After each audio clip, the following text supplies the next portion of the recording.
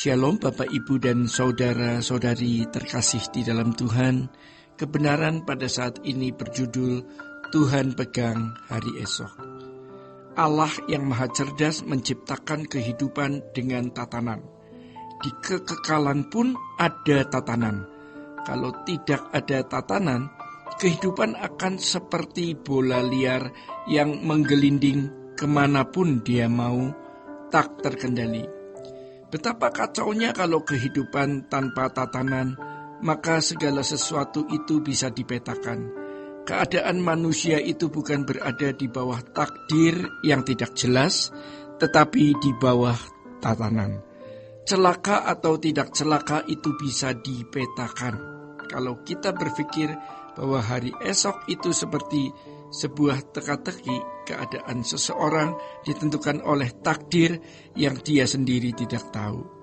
Lalu, biasanya untuk menjadi lebih rohani atau lebih menghormati Tuhan, ia berkata, ya terima saja apa yang akan terjadi.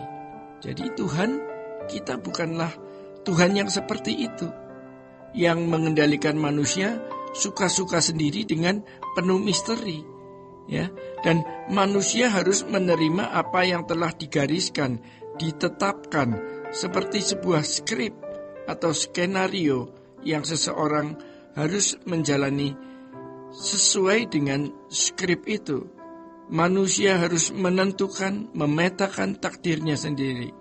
2 Samuel 22 ayat 25 merupakan nyanyian Daud waktu Tuhan melepaskan dia dari cengkeraman semua musuh, termasuk Saul. Tidak diragukan Daud adalah seorang yang bergaul dengan Allah.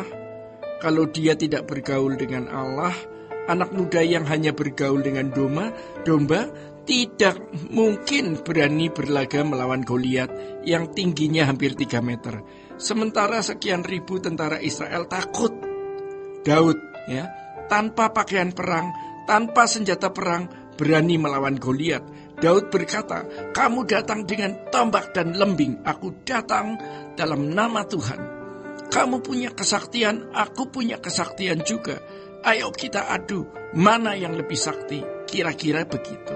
Ya, Daud memang sakti dan kesaktiannya sudah teruji. Yang dihadapi Daud ini bukan kelinci, ular kecil, tikus atau kecoa. Yang dihadapi itu beruang dan singa. Ya, waktu dia menggembalakan domba, singa dan beruang pun takut.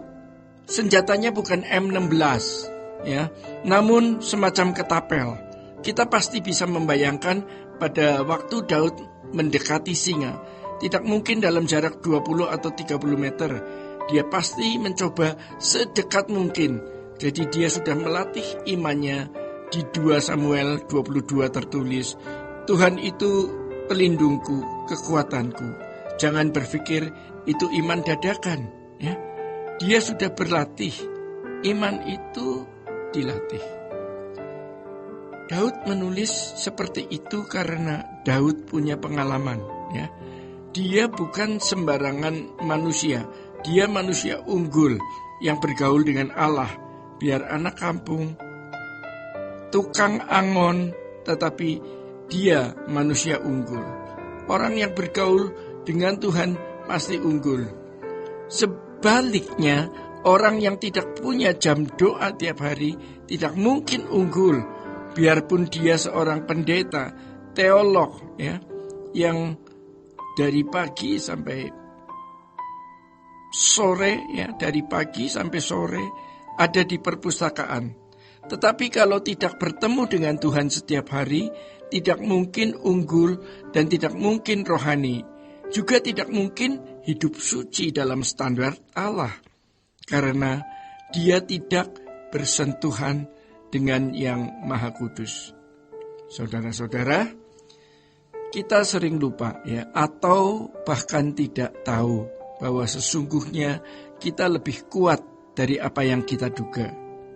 Kalau Allah ada di dalam kita. Ironis, banyak orang yang tidak yakin Allah ada di dalam kita. Dan banyak orang juga tidak yakin bahwa Allah itu ada. dari gaya hidupnya, kita bisa membaca bahwa mereka hanya setengah percaya. Kalau seseorang yakin bahwa Allah itu ada, ia pasti berurusan dengan Dia.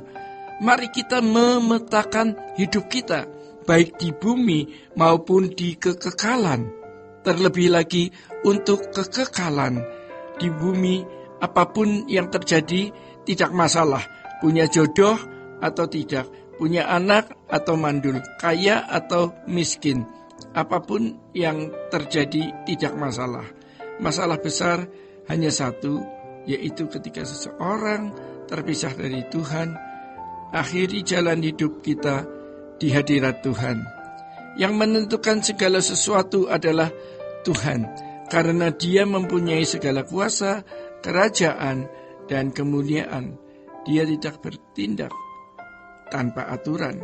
Di dalam 2 Samuel 22 ayat 25 dikatakan, karena itu Tuhan membalas kepadaku sesuai dengan kebenaranku, sesuai dengan kesucianku di depan matanya. Sementara setan bicara, ya mudah-mudahan hari esokmu bagus. Memang hidup ini tidak jelas nasibmu bagaimana.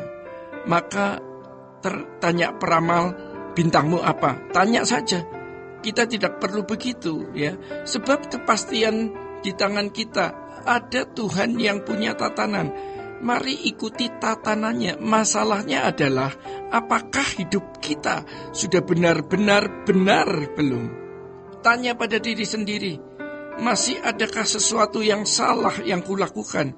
Kalau besok aku tidak bangun, aku menghadap Tuhan, puaskah Tuhan dengan keadaanku?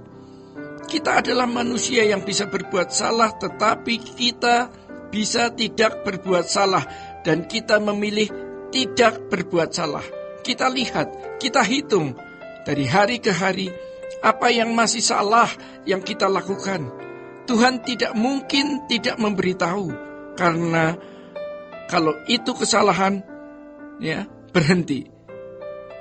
Kesucian itu bukan mistik, praktis dan natural, teknis dalam sikap kita setiap hari. Kalau kita bilang belum, begini terus, Tuhan beri kesempatan untuk berubah. Tidak berubah, maka masa depan kita gelap. Maka belumnya hari ini harus beda, ya, dengan belumnya minggu depan, apalagi bulan depan. Kita bisa memetakan masa depan dalam kesucian dan kebenaran. Kita tidak perlu takut. Allah kita kuat, ya. Segala kuasa di surga, di bumi ada di dalam tangannya. Tuhan cerdas. Ada tatanan. Kalau kita taat, berkat. Tidak taat, laknat. Daud punya pengalaman. Maka ia tidak takut menghadapi Goliat. Dia tahu dia pasti bisa. Demikian juga kita dalam menghadapi hari esok. Kita yakin Tuhan pegang hari esok, asalkan kita hidup dalam kebenaran dan kesucian. Bapak, Ibu, dan saudara-saudari yang terkasih di dalam Tuhan, demikian kebenaran pada saat ini. Tuhan Yesus memberkati. Sola Gracia.